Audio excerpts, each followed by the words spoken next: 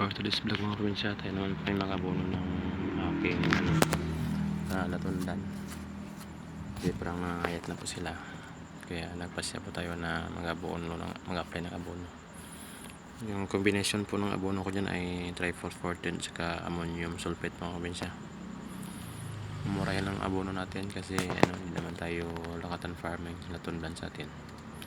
Importante lang makain sila ng nutrients para tumaba naman ang ating pananim mga probinsya.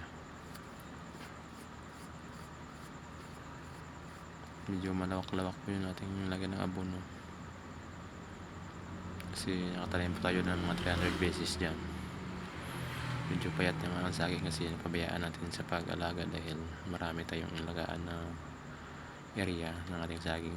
Mayroon tayong banglid 1, banglid 2, banglid 3 mga probinsya.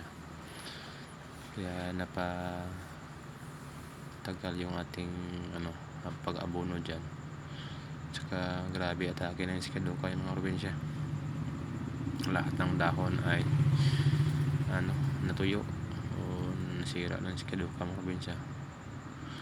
Kaya mabagal yung pag-harvest natin ng yung gulang na saging dahil 3 o 4 na piraso lang natira na dahon mga probinsya. Napag-cross cutter na po tayo dyan, medyo mababa na yung mga damo. Tapos run weeding, ganoon pa rin yung diskarte natin mga probinsya, run weeding tapos apply ng abono. Ang purpose ng run weeding mga probinsya para hindi makain ng damo yung ating apply na abono. Saka ang saging na makain ng abono kasi tanggal lahat ng mga damo sa paligid ng puno ng saging. Yan ang ating mga tips at diskarte sa pag-alaga ng latundan mga probinsya. Hindi naman tayo expert, sa atin sariling experience lang, kaya yan natin ginagawa lagi dahil alam ko yun ang tama kong ginagawa mga probinsya. Sa may mga alam dyan, comment down below kung ano pang magandang tips sa paglaga ng saging. Kasi hindi po pala nakasubscribe sa akin channel mga probinsya, please like, share, and subscribe. Click ang notification bell para updated kayo sa mga upload ko. Salamat. At pag-follow rin po yung aking page mga probinsya. Medyo mahaba ng ating video,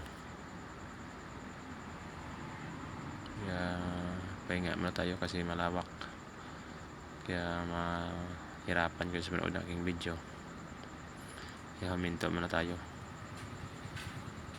May part 2 pa yan sa pag-abono natin mga probinsya.